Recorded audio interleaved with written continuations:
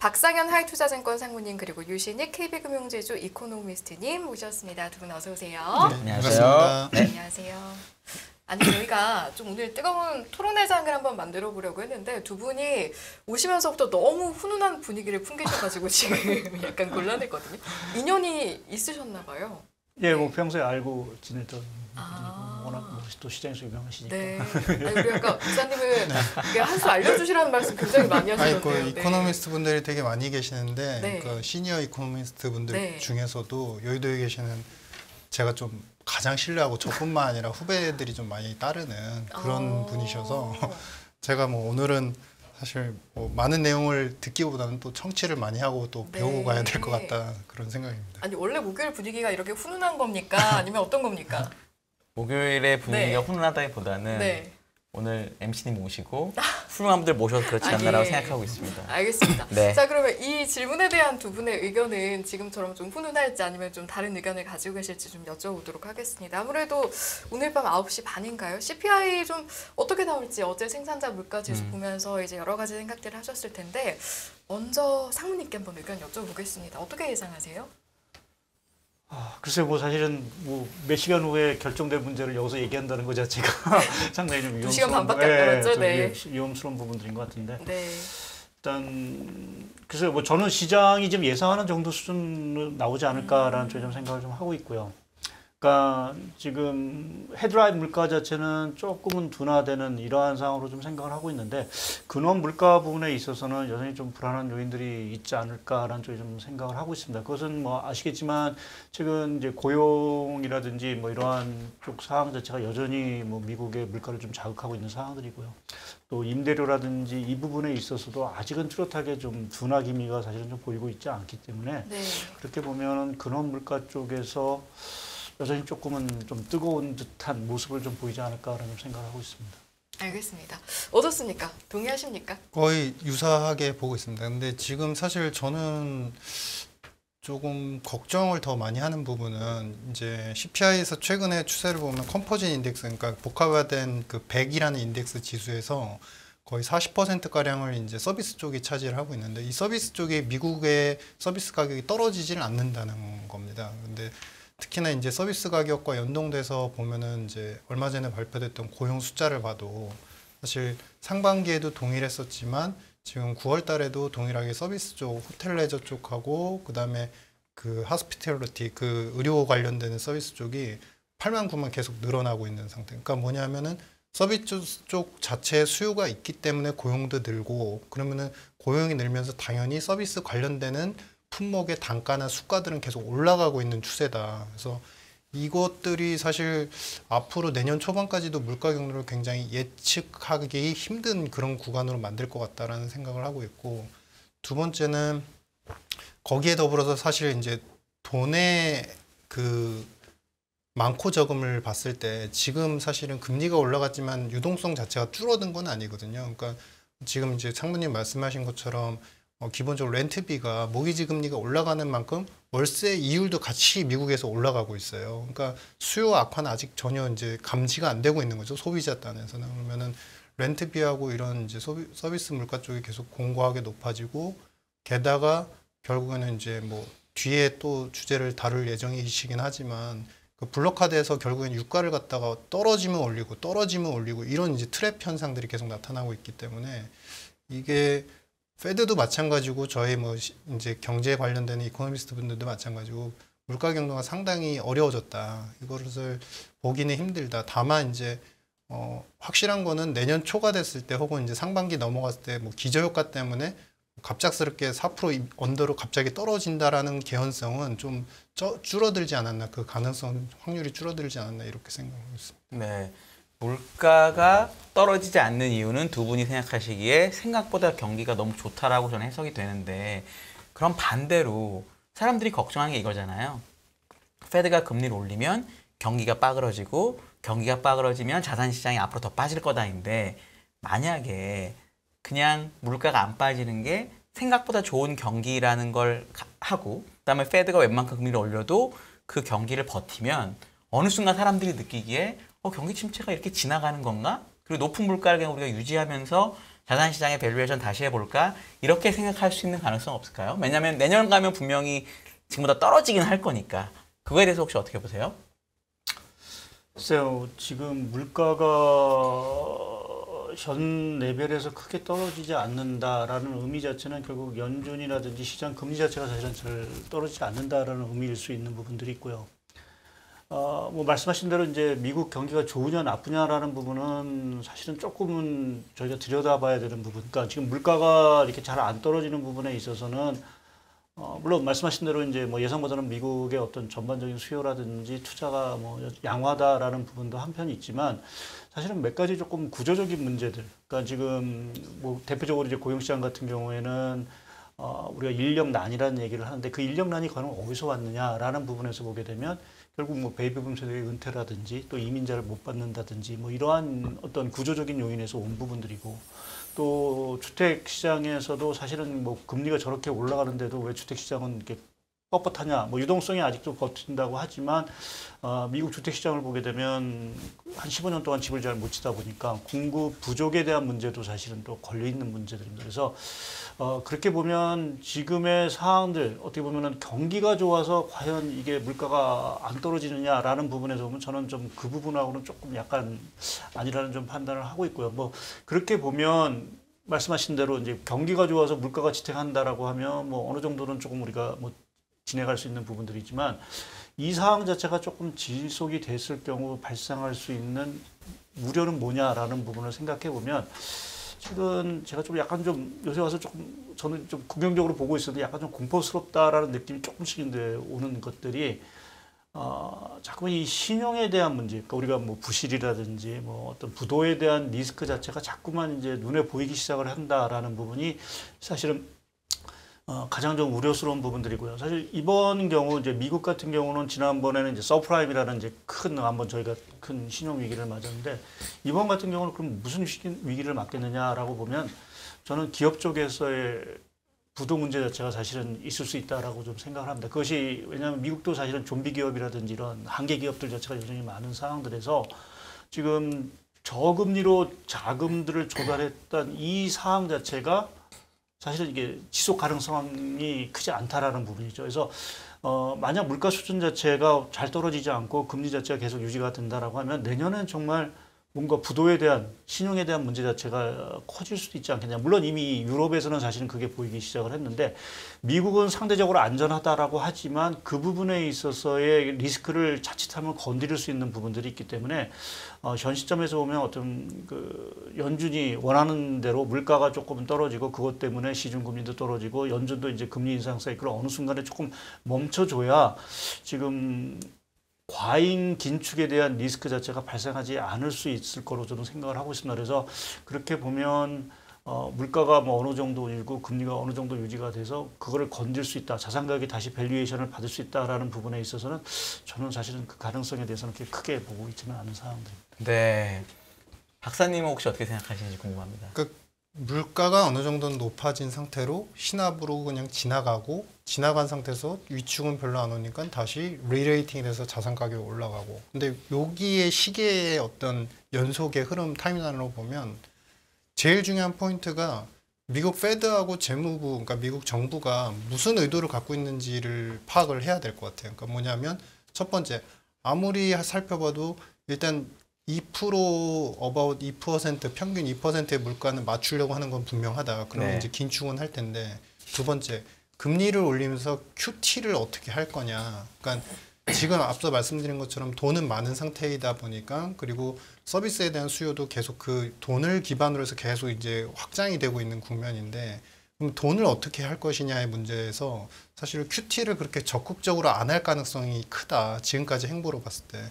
이미 밝힌 바와 같이 2024년까지 6조 달러 정도를 갖다가 북을 유지하겠다. 지금 8조 한 5천억 달러까지 네. 왔는데 그러면 사실 별로 안 줄이는 거거든요. 네. 페드는 지난번 코로나 때 거의 더블 4조 달러에서 8조 달러 갔다가 6조 달러? 그럼 사실은 완전한 긴축은 또 아니라고 볼 수 있는 네. 거죠. 그래서 그런 측면에서 봤을 때 그러면 이게 뭘 의도하는 거지? 라고 생각해 봤을 때 저는 이제 페드가 이거는 이제 저의 추정이긴 하지만 연준 의사들의 여러 가지 이제 브레이너드 연준 부의장이나 여러 인사들의 발언을 봤을 때 영국의 리스크가 발현돼서 굉장히 그 연기금 기금 펀드, 채권 기금 펀드, 퇴직연금 펀드가 문제가 됐을 때 그리고 다른 신흥국들이 지금 부도 위기가 계속 이제 가능성들이 계속 제기가 되고 있을 네. 때 뭐냐면 긴축으로 자국의 나라의 경기는 그렇게 꺼트리지 않으면서 타국, 그러니까 오히려 외부적인 요인에 민감하게 연약한 국가들이 무너짐으로 인해서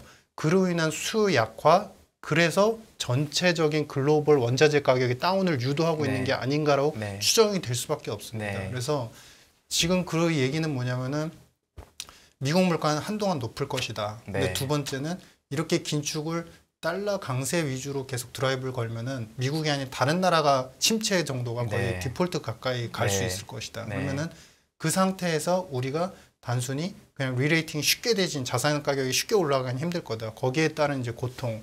그 고통은 어디가 될지 모르지만 아마 추측컨대 영국이 될 수도 있고 유럽 쪽이 될 수도 있지 않을까. 그 부분은 이제 상무님하고 비슷한 의견을 갖고 있습니다. 그래서 네. 그런 신용 리스크가 확대된 다음에 자산 가격에 어떤 실질적인 붕괴가 오고 그리고 나서 어느 정도 다시 재정리가 되지 않을까. 뭐 이런 생각을 갖고 있습니다. 제가 우리 박사님 말씀을 들어보니까 언제랑 되게 비슷한 느낌을 받냐면 97년하고 98년에 우리나라랑 아시아가 망하고 러시아가 부도가 나고 이랬었던 게 되게 기억이 남거든요. 근데 그때 미국이 그래서 금리를 조금 내리면서 미국 경기를 살리는데 그때가 가장 주가가 많이 올랐거든요. 미국 같은 경우에는. 그러면 만약에 우리 박사님 말씀대로 생각을 해보면 저희 구독자분들이 위험한 국가들은 안 건드리더라도 미국은 그래서 그렇게 조절해서 갈 거니까 이 정도면은 오히려 위험 자산이 좋지 않을까라고 생각하실 수도 있는데 그 생각은 아니신 건가요, 지금? 그 생각은 아닙니다. 그건 아니시고. 왜냐하면 네네. 그 당시는 지금처럼 블록화가 이렇게 심하지 않았고 네. 지금 물론 이제 미국이 뭐 경제 대장이고 패권주의에서 결국 이긴다는 거는 아무도 부인 못하고 저도 동의를 한데 네. 그때와 다르게 지금은 사실은 서방 국가가 미국과 EU의 연대는 약해져 있고 네. 오히려 중국이나 러시아 그리고 이제 그 북한이라든지 제3국 같은 경우는 오히려 경제적 인센티브나 이윤과 별도로 이쪽이 너무 공고해졌어요. 그러니까 그때는 사실은 미국이 무언가를 해서 자국이 그 리버스 이펙트, 그러니까 결국에 밖으로 나가서 다시 자기네 나라로 돈이 들어오는 그런 효과들을 계속 누릴 수 있었는데 그런 펌프질이 지금은 사실은 약간 막혀 있고 그러다 보니까 과거처럼 이제 페드 자체의 어떤 정책 완화, 긴축 완화 그 스탠스만으로 미국의 자산 가격이 그렇게 올라갈까에 대해서는 사실은 좀 미지수가 있다. 네. 뭐 이렇게 보고 있습니다. 네. 알겠습니다. 이제 두 분의 의견을 들으면서 채팅방에서도 이제 토론이 이어지기도 하고 또 의견 개진을 하시는 분들도 있는데 질문이 또 한 가지 들어와서 두 분과 좀 공유를 해보려고 합니다. 오지일로님께서 내년 상반기쯤에 연준의 금리 인상이 멈춘다고 가정을 하면 그때 경기 저점은 언제쯤일까요? 미국과 한국 관점에서 각각 궁금합니다. 이렇게 말씀을 해주셨거든요. 먼저 상무님께 여쭤볼까요? 예, 근데 약간 좀 전제 조건이 좀 필요할 것 같습니다. 네. 그러니까 지금 금리 인상 사이클이 이제 중단이 되는 뭐 여러 가지 이제 물가가 사실은 조금 이제 잡히면서 사실은 이제 연준이 이제 금리 인상 사이클을 이제 중단을 하는 이러한 경우가 일단은 저희가 생각해 볼 수 있는 부분들이죠. 예. 근데 과정 속에서 이제 그렇게 보면 경기 저점이 뭐 한 2분기 정도에 이제 저희는 확인이 될 거로 좀 보고 있는데 거기에 좀 추가적으로 좀 전제 조건이 가 필요한 것들 자체가 일단 유럽 문제 자체가 뭔가 유럽이요. 예. 예. 뭔가 지금 이 러시아 우크라이나 문제 자체가 올 겨울을 지나면서는 어느 정도 그러니까 특히 뭐 에너지 문제라든지 이러한 것들이 조금은 그래도 해소되는 기미가 보여야지 만약 뭐 연준이 금리 인상이 중단됐다고 해서 바로 경기가 돌아설 가능성은 사실은 저희가 좀 낮다고 보는 것들이 예, 예. 만약 러시아 우크라이나 사태 자체가 더 확전의 사항들이다. 뭐 최근에는 뭐 핵에 대한 얘기까지도 이렇게 나오는 상황들에서 만약 그 내년 1분기 겨울을 지나서도 이게 확전이 되고 뭐 벨라루스도 뭐 전쟁에 참가하면서 이 에너지 가격 자체가 계속 불안하다라는 부분 자체는 결국 유럽 쪽에서 그게 뭐 영국이 될지 어디가 될지 모르겠지만 상당히 이제 위기에 대한 어떤 신호들이 상당히 이제 있을 수 있는 부분도 있습니다. 제가 최근에 조금 이제 하나 차트를 보여드리면서 좀 예, 예. 뭐 관련일 수 있는 부분들인데요. 저희가 지금 최근에 보면 영국 문제, 뭐 또 크레딧 스위스 문제, 그러니까 크레딧 스위스의 맨 밑에 있는 거는 CDS라고 해서 이제 크레딧 스위스의 이제 어떤 부도 위험을 사실은 좀 보여주는 건데요. 네. 결국 그 촉발점이 뭐냐라고 하면 맨 위에 보시는 유럽의 천연가스입니다. 그러니까 유럽의 천연가스 문제가 터지면서 결국 뭐 유럽의 지금 물가가 독일도 한 10% 정도 가고 있는 소비자 물가가 가고 있는 상황들이고요. 영국 역시 소비자 물가가 지금 뭐 10%? 내년에도 사실은 뭐 9%를 IMF는 예상을 좀 하고 있는 상황이라면 그 상황이 계속 된다라고 하는 얘기는 자체는 결국 금리 자체가 잘 안 떨어진다라는 의미하고 동일시되는 부분들이거든요. 네.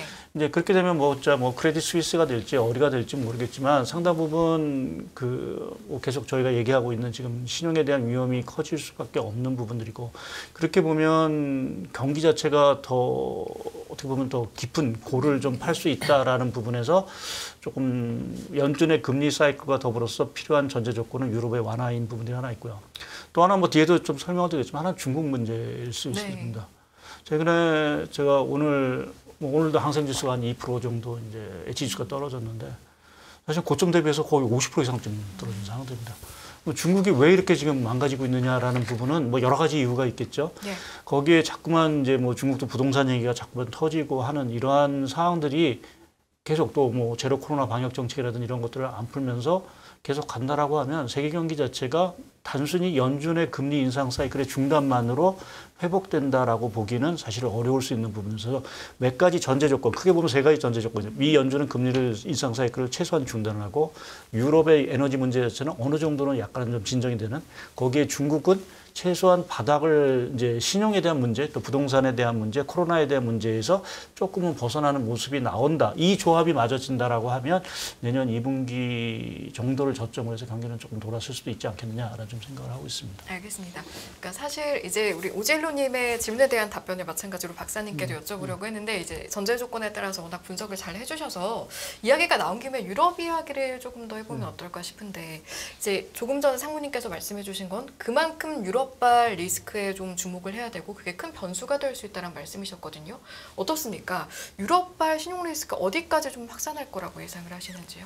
그러니까 우리가 이제 거시 지표로 일단 확인할 수 있는 거는 그 유럽 재정 위기 때 그 재정 적자 비율을 보면 평균적으로 그 마이너스 10%를 다 상회를 했습니다. 피그스 국가들이. 근데 지금 피그스 국가들의 재정 적자 비율을 보면은 10% 내외에서 이제 어떤 나라는 9%, 어떤 나라는 10%에 이렇게 육박하고 있고 이런 식으로 이제 재정 적자 비율이 여전히 좀 많은 상태이고 그다음에 두 번째 포인트는 독일에 대한 이야기들을 이제 많이 말씀하셨는데 결국 사실은 독일의 산업 생산이 유럽의 전체 산업 생산을 다 끌어간다고 해도 무방할 정도인데 그 내년도에 그 과연 독일의 그 주요 3사가 있죠. 그 자동차 3사 이 회사들이 과연 내년까지도 많은 물건을 그러니까 자동차를 팔면서 그리고 마진을 유지하면서 갈 것이냐에 대한 퀘스천 마크가 하나가 있는 것이고 네. 그다음에 마지막 세 번째는 지금 우리가 회사채 관련되는 지금 앞서도 상무님 말씀해 주셨지만 신용 스프레드가 이제 확장이 되고 있는데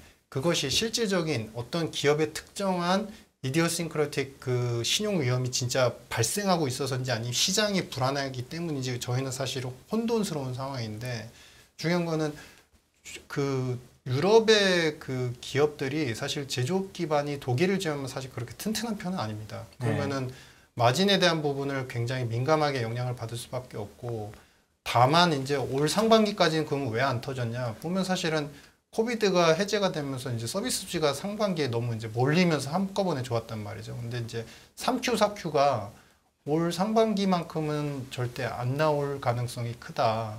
그러면 사실은 굉장히 단순하게 생각해도 수요가 악화되는 국면에서 독일이 끌어가는 제조업 생산 부분이 내년 초까지 마진 악화까지 감내하면서 끌어간다고 한다면 분명히 하청 업체 그러니까 그런 독일 주요 3사 기업들에게 하청을 받거나 그 밑에 있는 하드웨어 업체들 중에서는 분명히 부도가 나는 그런 가능성들이 분명히 열릴 것이다. 그래서 그러한 리스크들을 지금 우리가 직접적으로 확인하기 힘들지만 좀 보고 가야 될 것 같고 아까 크레딧 스위스 문제도 뭐 비슷한 논리인 것 같습니다. 그러니까 사실 그 관련해서 크레딧 스위스를 보니까 그 유동성 비율은 사실 유동성 커버리지 레이셔는 190%로 상당히 안정적이다 이렇게 그 회사 측에서는 발표를 했는데 실질적으로 이제 관련해서 제가 그 업계에서 들은 이야기는 일단 그거 외에 트레이딩 관련된 손실이라든지 여러 가지 그리고 부동산 관련된 펀드들의 손실들 뭐 이런 것들이 예상이 된다는 추정이 있더라고요. 그러니까 그만큼 지금 지표와 금융시장의 가격 변수들이 굉장히 급격하게 변동을 하고 있기 때문에 우리가 그런 리스크들은 충분히 열어놓고 가는 게 맞을 것 같다. 그래서 결론은 그런 신용 리스크의 확대 여부는 내년 상반기쯤 우리가 실체로 확인을 있다면은 발생한다면 확인할 수 있지 않을까 이렇게 생각합니다. 네. 알겠습니다. 혹시 상무님은 뭐 첨언하시고 싶은 얘기나 뭐 있으세요? 여기 지금 해주신 얘기에 대해서? 예, 뭐 워낙 뭐 자세히 잘 설명을 해주셨고요. 사실 근데 지금 우리가 사실 저도 이제 영국 이제 얘기를 이제 저도 이제 뭐 리포터를 통해서 이제 몇 번 왜 우리가 영국 문제가 과연 왜 지금 이렇게 영국이란 나라가 저렇게 갑자기 뭐 IMF로 간다든지 이러한 얘기가 나올 수밖에 없는 상황이 됐느냐라는 부분을 저희가 조금 되짚어 보면 결국 부채 문제일 수밖에 없는 부분들이고요. 그러니까 저희가 이번 코로나 팬데믹 과정 속에서 워낙 그 재정 지출이라든지 이런 것들을 많이 풀어놓은 상황들이었고 그 후유증 자체가 사실은 이제 어떻게 보면 낮은 금리 상에서 이제 가려져 있다가 금리가 워낙 가파르게 올라가다 보니 네. 또 물가도 올라가고 하면서 이 문제 자체가 이제 보이기 시작을 했다라는 부분들이고요. 이제 그러한 측면에서 보게 되면 사실은 항상 우리가 뭐 미국의 금리를 인상하고 달러가 강세가 되면 항상 이제 이머징 얘기를 많이 먼저 합니다. 이머징 뭐가 망할 거다 뭐 이런 얘기를 많이 하는데 이번 같은 경우 예외적으로 선진국 얘기가 먼저 사실 영국이 터졌다라는 부분 자체는 결국 누구도 지금은 자유로울 수 없다라는 부분으로 좀 생각을 해야 될 거예요. 그거는 지금 뭐 말씀드린 대로 뭐 영국뿐만 아니라 뭐 다른 뭐 유럽 국가가 될 수도 있고 뭐 중국이 될 수도 있고 홍콩이 될 수도 있고 우리나라도 사실은 최근에 보면 이제 부동산과 관련된 여러 가지 이제 부동산 PF라든지 이런 얘기들이 사실은 또 들리기 시작을 했고요. 그럼 미국은 자유롭냐라는 부분에서 보게 되면 미국도 보게 되면 그 요번 같은 경우는 가계 쪽에서의 문제가 아니라 사실은 미국은 이제 기업 쪽에서의 그 낮은 신용 등급을 가졌던 기업들의 자금이 사실은 이제 저희가 그걸 레버리지 론이라는 이제 용어를 쓰는데, 그러니까 투기 등급에서의 그 기업들 자체의 자금 차입 자체가 상당히 많았습니다. 그러니까 그 기업들 자체가 자칫 잘못하면 이제 망하거나 하면서 이게 이제 금융기관 시스템으로 이제 전이가 될 수 있는 부분들이 잠재적으로 남아서 지금은 어느 국가도 사실은 자유롭지 못하다. 그러니까 팬데믹 과정 속에서 돈이 워낙 많이 푸른 것들이 저희가 한때는 이제 환호를 했죠. 자산 가격이 올라가고 뭐 하면서 환호를 했는데 그것에 대한 후유증을 지금은 조금은 이제 금리 속도가 워낙 좀 빨리 올라가다 보니까 이제 조금 부메랑처럼 좀 받고 있다라는 부분에서 향후에 그래서 사실은 저희가 물가도 사실은 계속해서 보면서 연준의 금리 사이클이 최소한 연말 내년 초 가서는 중단되기를 자꾸 바라는 것들 자체가 이것이 계속해서 연장이 된다라고 하면 당연히 뭐 그러한 것들 다 내관들을 다 건드리겠죠. 그래서 그 부분에 대한 문제 자체가 지금 시장에 도사리고 있다라는 부분에서 보면 당분간은 조금 이렇게 유럽 해서 뭐 영국 얘기를 많이 하지만 사실은 그거와 비슷한 문제들은 사실은 전 세계 곳곳에 사실은 널려 있다라는 쪽으로 좀 보는 게 좀 맞지 않을까 좀 보고 있습니다. 알겠습니다. 그래서 그거에 대해서 제가 제일 궁금한 게 이제 완전 경제 전문가들이시니까 잘 보시면 리만 브라더스가 망할 때도 베어 스턴스가 어려웠는데 그건 정부가 도와줘서 누가 인수하고 AIG가 어려웠는데 정부가 돈 넣어줬거든요. 리만은 망하게 했어요. 리만 다음에 시티가 어려웠는데 시티는 또 돈을 넣어줬단 말이죠. 그러니까 제가 느끼는 건 뭐냐면 선진국들은 예를 들어 영국은 문제가 많다고 하는데 그냥 영국 정말 파운드 찍어서 주면 끝나는 문제고 아니면 미국한테 가서 돈을 바꿔오면 되잖아요. 무제한 수합이니까.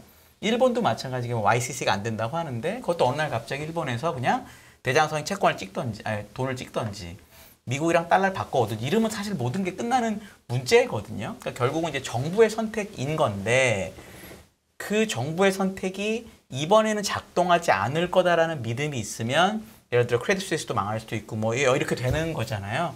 이번에 왜 정부의 선택이 그렇지 않을 거다라고 혹시 보시는 건지 그럴 가능성이 있는 건지 그거가 정말 저는 궁금하더라고요. 그러니까 리만 때도 결국 다 살리다가 결국 리만을 망하게 해서 그렇게 망가뜨렸던 거였는데 그리고 나서 다 살려줬거든요. 그 다음에는 그런 거 혹시 이번에 어떤 점이 바뀌었는지 혹시 박사님 어떻게 생각하세요? 미국의 의도가 뭘까? 네. 지금 앞에서도 거론됐지만 경제적으로 금리를 올리는데 그 브레이드 브레이나드 연준 부의장도 영국 문제가 터졌을 때 무슨 말을 하냐면 그 영국의 시스템 문제다. 우리 경제와 금융시장 시스템은 잘 작동하고 있는 거다. 선을 긋고. 그 지금 미국 행정부의 입장은 뭐냐면은 사실 물가를 낮춰서 낮은 지지율을 끌어올리려는 노력들을 하고 있고 인도주의적 차원에서 우크라이나 전쟁에 어떤 평화론적인 어떤 입장을 계속 피력하고 있고 겉으로는 굉장히 좋아요.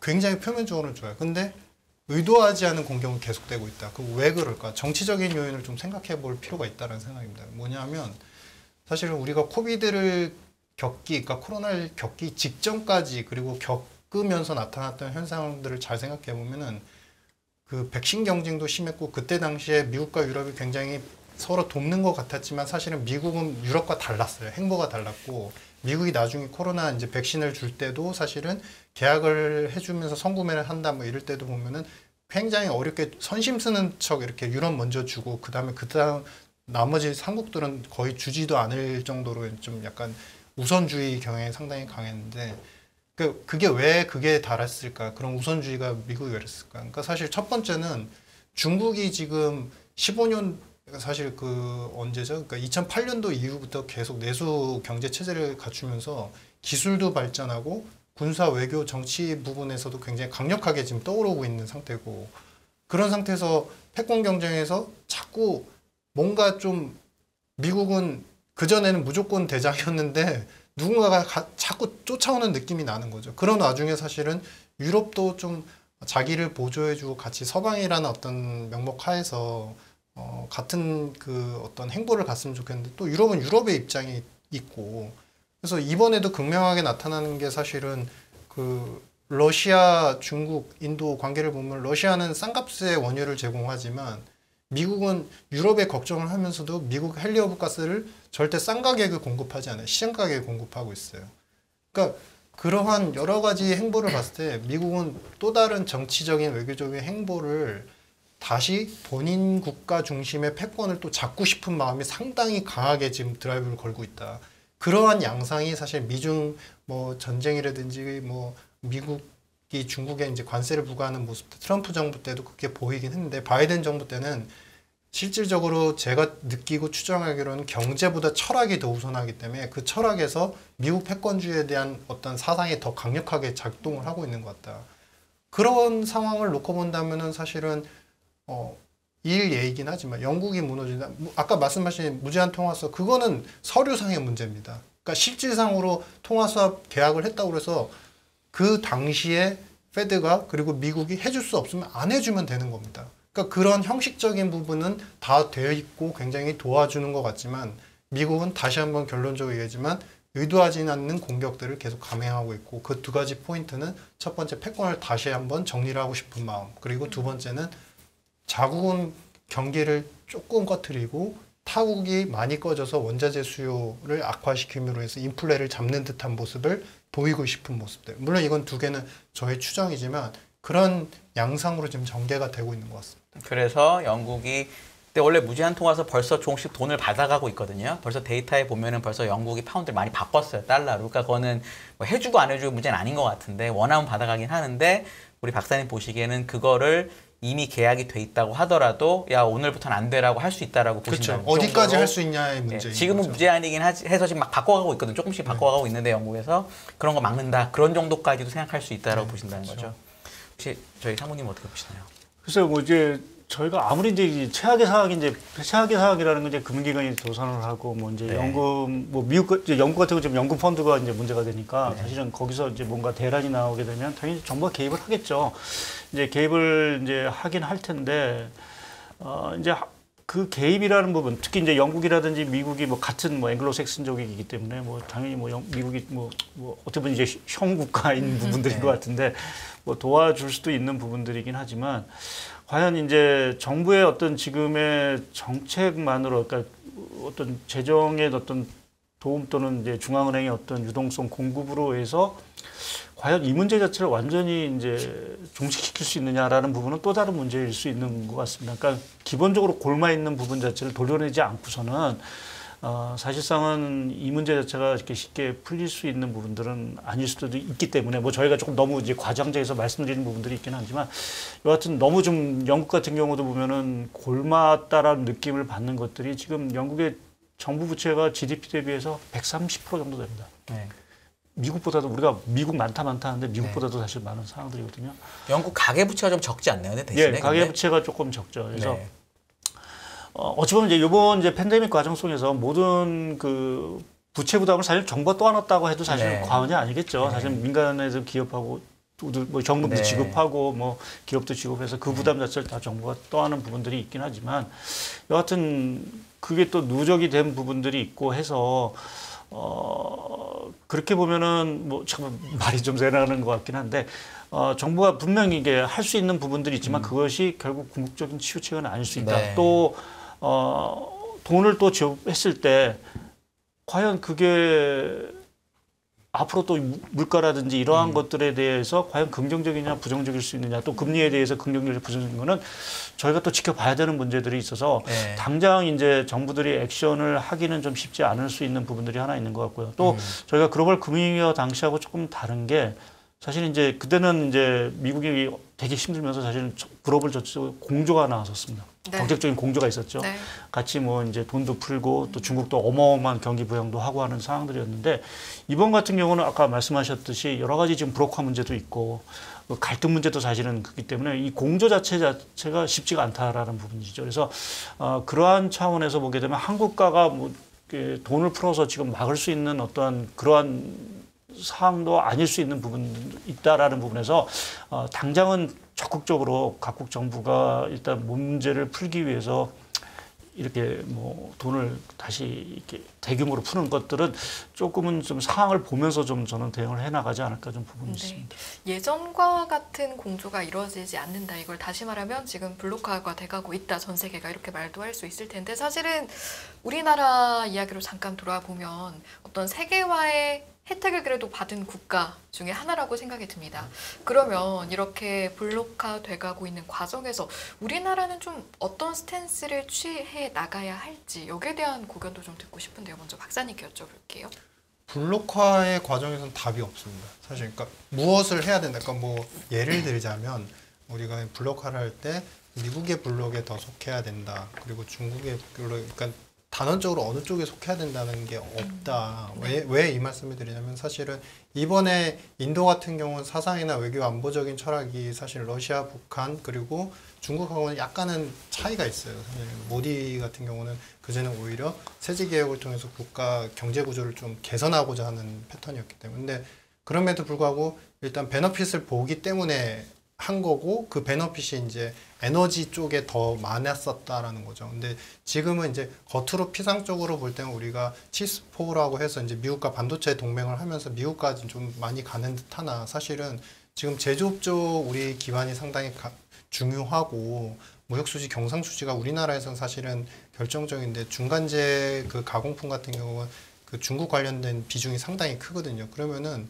이게 어떤 블록에 특정하게 속아서 계속 취해간다는 건 한쪽을 완전히 버리는 전략이거든요. 네네. 그래서 저는 이게 어떻게 보면 지금 인도가 상당히 좀 잘하고 있는 것 같다. 어떤 그 지금 제재, 그러니까 러시아 제품을 사면서도 그 서방의 미국의 제재를 받지 않고 있고 그거에 대한 이제 명분들은 사실은 좀 뜯어봐야 되긴 하지만 명확히 존재를 하기 때문인 거죠. 그러면은 한국도 어떤 이러한 블록화 과정에서는 어떤 스탠스를 좀 명확히 취해가는 것보다는 이치에 맞게 필요한 부분에 대한 경제 부문별로 어떤 세부적 전략을 좀 짜나가는 게 오히려 현명하다. 뭐 이런 생각을 갖고 있습니다. 어떤 스탠스를 취해야 하냐라는 저희 오문의 현답을 내주셨습니다. 네. 이 국제경 관계라는 게 인도는 사실은 엄청난 우리나라보다 큰 나라이기 네. 때문에 충분히 미국이나 다른 나라들이 눈치를 보는데 예를 들어 한국은 우리가 그렇게 하려고 하면 큰형 둘이 너 그러면 안 된다고 한쪽으로 오라고 할 수 있는 가능성이 되게 있잖아요. 예를 들어 우리나라는 지금 안보를 되게 많이 미국에 의존을 하고 있고 반면에 말씀하신 대로 경제적으로는 중국에 의존하고 있는데 어느 아주 소위 말하는 크리티컬 모멘트가 오면은 누군가가 우리에게 결정을 압박할 수도 있을 것 같거든요. 근데 그런 상황이 단기적으로는 오진 않겠지만 만약에 온다면 어떻게 해야 되냐에 대한 질문 혹시 답은 어떻게 할 수 있을 것 같으세요? 그게- 말씀하신 게 너무 맞는 말인데 그렇게 못할 수도 있으니까. 그러니까 그 말씀도 너무 맞는데 네. 크리티컬 포인트가 올수록 저는 그렇게 해야 된다고 생각을 합니다. 왜냐하면 역설적으로 생각하면 우리가 큰 나라가 아니기 때문에 사실은 상대적으로 봤을 때 미국에 비해서 큰 나라가 아니기 때문에 굳이 우리가 어떤 포인트를 딱 결정을 한다고 해서 그들에게 그리고 그게 영속적으로 불이익을 미치진 않을 거라고 생각을 해요. 근데 지금 이미 블록화라는 것은 앞으로 예견컨대 향후 10년 이상의 어떤 전 세계적 레짐을 만들어 나갈 거거든요. 근데 문제는 뭐냐면 예전에도 이제 그 뭐 독일, 영국 블록 뭐 이렇게 블록이 있었는데 한번 블록에 속해 버리면 사실은 그 외의 여타 국가들과 보조를 취하거나 경제 정책을 갖다가 어떻게 도와가는 거는 거의 불가능할 정도입니다. 그래서 저는 이게 물론 지금 말씀하신 것처럼 우문현답처럼 느낄 수는 있지만 미세 전략이 그래서 필요하다. 우리 상대적으로 우리 같은 이제 좀 경상주의 수지에 의존적인 국가 그리고 안보도 좀 그러니까 안보에 대한 신경을 좀 많이 써야 되는 국가는 좀 상생 쪽을 계속적으로 봐야 된다. 양쪽 전략을 갖다가 한쪽으로 좀 치우쳐서 좀 위험해질 수 있을 것 같다. 이런 생각입니다. 네, 사모님도 아마 들으시면서 과연 한국은 이런 블록화 과정에서 어디에 속해야 하는가 아니면 어디에도 속하지 말아야 하는가 좀 여러 가지 생각이 드셨을 것 같거든요. 정말 어려운 문제일 것 같고요. 네. 제가 대답할 문제 수준이 사실 아닌 것 같습니다. 근데 사실 우리나라 입장에서 상당히 좀 어렵다라고 좀 느끼는 것들이, 그러니까 뭐 말씀하신 인도라든지 특히 일본도 마찬가지긴 하지만 이제 그러한 국가, 그러니까 우리가 좀 보고 있는 옆에 국가 자체는 어느 정도 내수라는 기반 자체가 상당히 이제 사이즈가 있기 때문에 사실은 어느 정도 그래도 좀 거래감을 뭐 예를 들어 중국하고 거래든지 미국하고 거래든 간에 네. 약간은 좀 버틸 수 힘이 있는 부분들이지만 우리는 사실은 내수 시장이라는 것이 사실은 되게 협소한 시장이고 대부분 아시겠지만 수출에 의존해서 지금 기업들이 돌아가고 있는 상황들이기 때문에 네. 어느 한쪽을 선택한다는 것 자체는 상당히 이제 위험 부담이 있을 수밖에 없는 게 사실 현실입니다. 그래서 그렇게 보면 뭐 앞서 우리가 유 박사님도 말씀하셨지만 상당히 이제 뭐 선택보다는 사실은 뭐 약간 좀 이렇게 눈치를 봐가면서 뭐 할 수밖에 없는 상황들인 것 같고 더더구나 이제 우리가 뭐 브로커 얘기를 하고 있고 또 이제 미국 간에 미중 간에 사실은 이제 기술 패권과 관련된 여러 가지 지금 얘기들이 뭐 이렇게 G4가 됐든 네. 뭐 다른 에너지 동맹이 됐든 뭐 여러 가지 이제 근데 아직 사실 판이 정확하게 보이지가 않고 있거든요. 그래서 아직 보이지 않는 판에 대해서 우리가 먼저 말을 둘 필요는 사실은 없지 않겠느냐라는 쪽에 좀 생각을 하고 있고 그래서 판이 짜지는 과정 속에서 우리가 어떻게 선택의 방법을 이제 계속 찾아가는 이 과정이 사실은 좀 필요한 거지 지금 당장 뭐 미국에 줄 서든지 뭐 네. 중국에 서든지 이 선택의 문제는 사실은 지금 당장은 아닐 것 같습니다. 그래서 뭐 말씀드린 대로 제가 할 수 있는 부분들은 아닌 것 같고 뭐 좀 네. 정부의 어떤 정책 입안하시는 분들 자체가 지금 이러한 뭐 안보 문제도 있고 뭐 기술과 관련된 여러 가지 경제 패러다임 또 산업 패러다임 전환에 있어서의 우리가 과연 중장기적으로 어떠한 위치에 서 있고 또 우리가 어떤 방향으로 갈 건지라는 부분 자체를 상당히 이제 고심하면서 앞으로 이제 그러한 쪽에서의 조금 더 어떤 현명한 선택 또 네. 이러한 결정들이 조금 이루어져야 되지 않겠느냐 보고 네. 있습니다. 판이 짜지는 과정이라고 말씀을 네. 하시니까 이렇게 판이 짜지는 과정에서 전쟁이 일어났단 말이죠. 네. 러시아와 우크라이나의 어떤 이 전쟁을 치르는 모습은 어떻게 해석해가고 계신지도 궁금해요.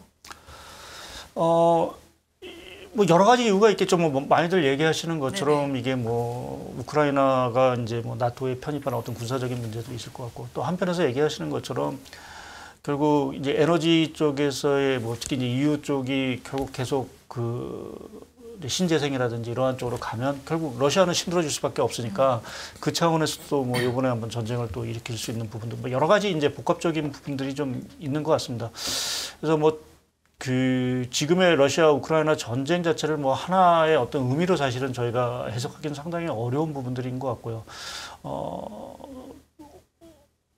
상당히 그러니까 뭐라고 이런 말씀을 그냥 전 세계적으로 이렇게 겉으로 보면 사실은 뭔가 좀 그동안 뭐 글로벌 분위기 이후 상당히 다들 이제 좋아지는 모습들이었긴 하지만 내부적으로 보면 상당히 이제 스스로 먹고 사는 문제에 상당히 고민이 많았기 때문에 이러한 러시아 우크라이나 전쟁 자체가 사실은 촉발된 부분들이 아닌가라는 쪽에 좀 생각을 하고 있고 근데 특히 그 과정 속에서 미국이 아까 뭐 에너지 부분도 뭐 유효가스 뭐 전환이라는 부분 자체 큰 틀에서 이제 미국이 주도하는 부분도 있고 네. 또 기술 패권에서 여하튼 미국이 또 한 10년, 100년을 또 이제 계속 갖고 가려다 보니 또 중국도 견제하는 것 같고 그래서 여러 가지 복합적인 부분 자체가 러시아 우크라이나 사태 자체를 좀 촉발시킨 부분들이 아닌가 좀 생각을 하고 있습니다. 네. 알겠습니다.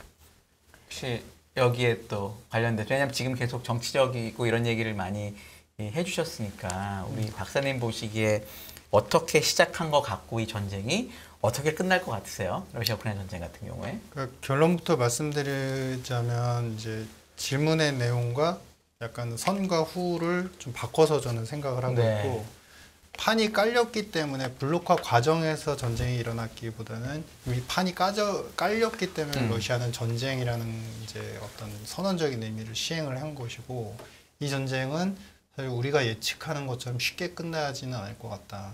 그러니까 그 오리진을 좀 생각해 보면 사실 2014년도에 그 크림반도를 병합을 한 다음에 러시아가 그 이후에 돈바스 지역에서 계속 분쟁이 있었어요. 계속 분쟁이 있었고 중간에 그 민스크 협정을 통해 가지고 이제 서로 이제 안 싸우자 이런 이제 협정도 있는데 다 깨졌었죠. 근데 가장 근래 2017년도 그 트럼프 시대였죠 그때가. 그러니까 트럼프 때는 이제 우리는 평화적으로 이 양국이 어느 정도 협의를 보는데 좀 도움을 주겠다 이런 발언을 했었습니다. 근데 이제 그럼에도 불구하고 계속 싸움이 일어났었다는 거죠. 그러면은 이제 그런데 이번에 이제 러시아가 전쟁을 이제 시작을 하면서 어떤 큰 대의 명분은 첫 번째는 아까 상무님 말씀 주신 것처럼 그 나토에 대한 그런 압박들 그래서 우리 자국의 안보가 위험하다는 거. 근데 뭐 거기에 뭐 여러 가지 몰도바가 그 당시에 이제 정치적으로 위험해서 더 통증을 느끼고 이런 것도 있었습니다. 근데 중요한 거는 그거는 있었던 것 같아요. 그러니까 인도적으로 사실 전쟁을 하면 안 되죠. 근데 정서적으로 사실은 동부 지역에 아직도 예전 소련의 기억을 갖고 있는 주민들이 많이 있는 상태고 그러한 기억들을 사실은 소련이라는 옛 영광을 찾고자 하는 우크라이나의 어떤 욕망들을 어느 정도 대변을 한 것 같다라는 부분이 하나가 있고 두 번째는 사실은 러시아도 판이 깔렸으니까 한 거죠. 쉽게 말하면 그 90년대, 80년대 이후로 전쟁의 어떤 트렌드나 역사를 보면은 그 미국이 어떤 아프가니스탄이라든지 그 중동에서 발생하는 전쟁에서 자국이 보조를 해주지만 결국에 장기간 싸워도 결국에 그 내전이나 그 싸움들을 전쟁에서 자신들이 설득하고자 하는 자신이 옹호했던 편들이 이기지 못했어요. 계속 내전은 계속 반복됐어요. 그러니까 뭐냐면 이번에도 미국은 그렇게밖에 할 수 없을 것이다라는 추정이 분명히 있었을 거다. 그리고 두 번째는 마지막 세 번째는 그런 가운데서 이제 코비드를 겪고 나서 사실은 국가 우선주의가 각국들이 다 좀 흩어진 거죠. 서로 이제 서방이라는 국가가 있었지만 사실은 저는 제일 미묘했던 게 미국과 유럽의 관계가 굉장히 미묘하게 좀 변했었다. 트럼프 때 사실 알루미늄이나 철강 관세를 부과했다. 물론 철회는 했지만 그때 상당히 유럽도 마음이 상했을 게 분명하거든요.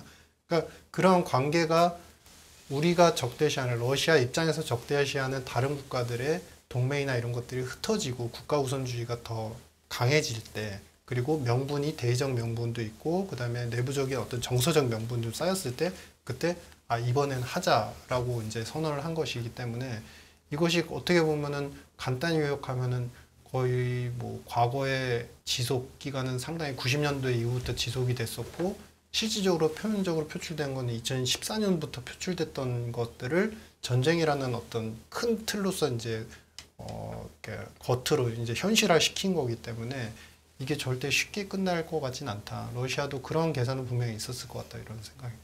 네.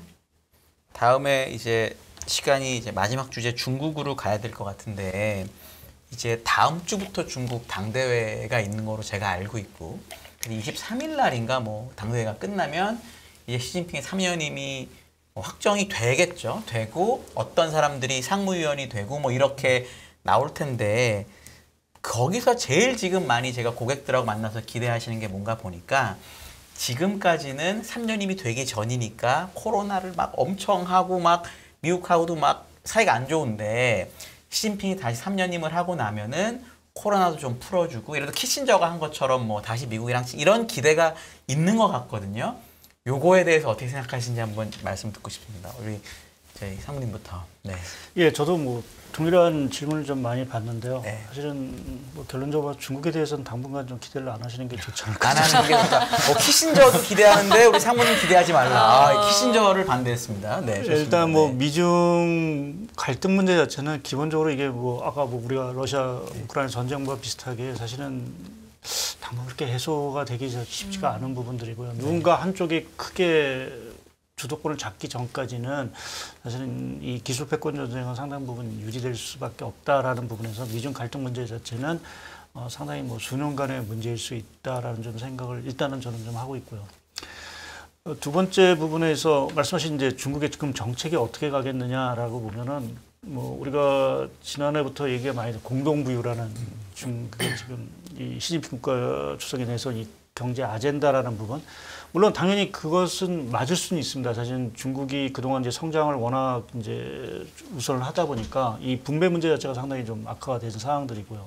그러니까 우리나라의 어떻게 보면 이제 80년대 초반과 같은 문제가 아닌가. 그러니까 그때도 우리가 이제 뭐 산업화가 되고 나서 어느 정도 일정 수준에 왔을 때 이제 민주화에 대한 어떤 요구도 있었던 비슷하게 사실 지금 중국이 어떤 성장이 어느 일정 수준에 온 상황에서 결국 이제 분배라는 문제가 사실은 이제 자칫하면 이제 큰 이슈가 될 수 있는 부분들이기 때문에 이제 시진핑 국가에서 그거를 이제 아젠다로 내놨는데 문제 자체는 그 공동부유로 그러니까 그 소득 재분배를 하는 과정이 기존에 우리가 알고 있는 자본주의하고는 조금 양상이 다르다라는 부분이죠. 그러니까 지금 양상을 보게 되면 그것이 꼭 정부 통제하에서 또 그러니까 있는 사람이라는 게 주로 이제 뭐 우리가 빅테크라든지 또 부동산 쪽에서의 부를 어느 정도는 이제 뭐 정부가 이제 가져다가 밑에 사람을 주겠다라는 식의 어떤 정책 자체는 기본적으로는 성장에 있어서는 상당히 데미지를 줄 수 있는 부분들이 하나 있는 것 같아서 모습들 자체가 그동안 우리가 중국이 바라온 거는 이제 시장도 열고 뭔가 이제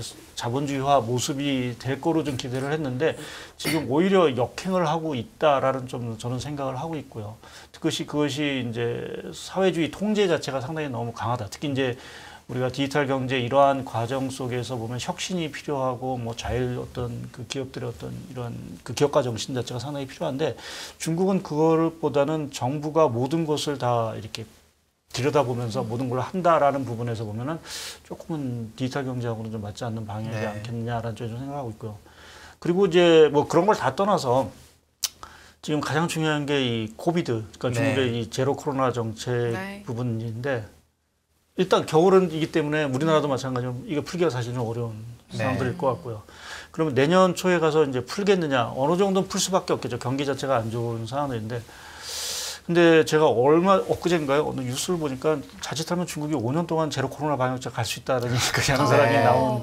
그러니까 그 얘기 자체는 이게 풀기가 쉽지 않은 것들이 우리도 사실은 이제 제로 코로나, 위드 코로나 가는 과정 속에서 사실은 어마어마하게 확진자도 많이 나오고 네. 돌아가신 분도 사실은 좀 많았었는데 네. 중국은 사실은 그거에 뭐 몇십 배, 몇백 배가 될 수도 있는 상황들이기 때문에 과연 중국 지도부가 그 고통을 이겨내면서까지도 이 제로 코로나 방역 정책을 풀 거냐라는 부분에서는 잘 모르겠습니다. 솔직히 말해서. 네. 그러니까 내년 그래서 기대하는 거는 내년 전인대 이후에 조금은 날씨가 그렇죠. 따뜻해지면서 뭔가 느슨하게 풀지 않을까라는 좀 생각을 하는데 그것이 국경 개방을 의미하는 거냐라는 부분에서 보면은 거기까지 갈까라는 네. 어떤 약간 아직 의구심이 있습니다. 그래서 중국 뭐 조금은 그렇게 과도하게 우리가 뭔가 기대하기는 조금 어려운 상황들이 아닌가 좀 네. 개인적으로 그러니까 생각합니다. 지금 중국에 대해서 예를 들어 중국 증시를 보면은 본토는 증시가 나쁘지 않아요. 항상. 근데 홍콩이 말씀하신 대로 지금 완전히 많이 빠지고 있는데 이게 전 어떤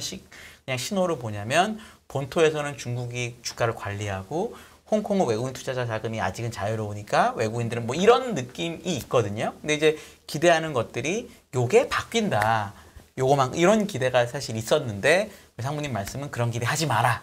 제가 직접적으로 이렇게 들어보니까 그런 거 없다라는 말씀이시고 박사님은 혹시 어떻게 보세요?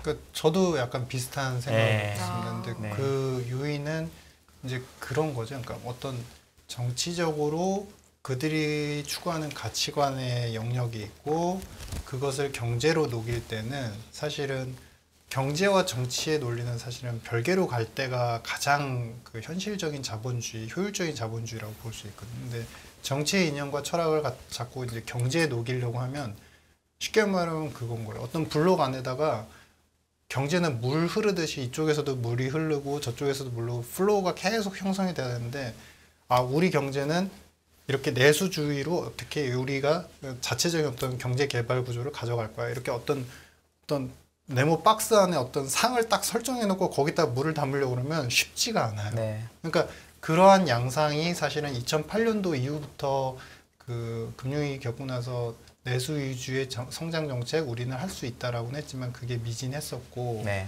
특히나 이번에 이제 구조적으로 한 번은 딛고 넘어가야 되는 문제이긴 했으나 레버리지 차입 경제에 대해서 헝다그룹을 갖다가 상당히 이제 좀 그동안은 허용했던 부분을 굉장히 이제는 압박을 하고 있는 상태이고 그것과 연계된 소비자들의 모기지 대출이라든지 금리라든지 이런 것들이 환경이 완전히 바뀌었죠. 근데 사실은 중국 같은 경우는 지방 정부의 수입 자체도 거의 40% 이상이 부동산세에서 나오고 있는 상태인데 과연은 이 재정 쪽을 갖다가 계속 유지해 나갈 수 있을 것이냐에 대한 퀘스천 마크가 하나가 있고 두 번째는 내수주의 위주의 정책들을 계속 하겠다고는 했지만 그거는 변하지가 않는 겁니다. 미국과 손을 잡아도 그러면 과거에 이제 인건비가 싸고 그리고 우리가 중국이 노동자 공장이었었죠. 공장 역할을 했던 구조에서는 정부는 투자를 해주면 되는 입장이었고 근로자들 가게는 소득을 외부 기업들, 글로벌 기업들에서 벌어와서 그걸 또 소비를 해서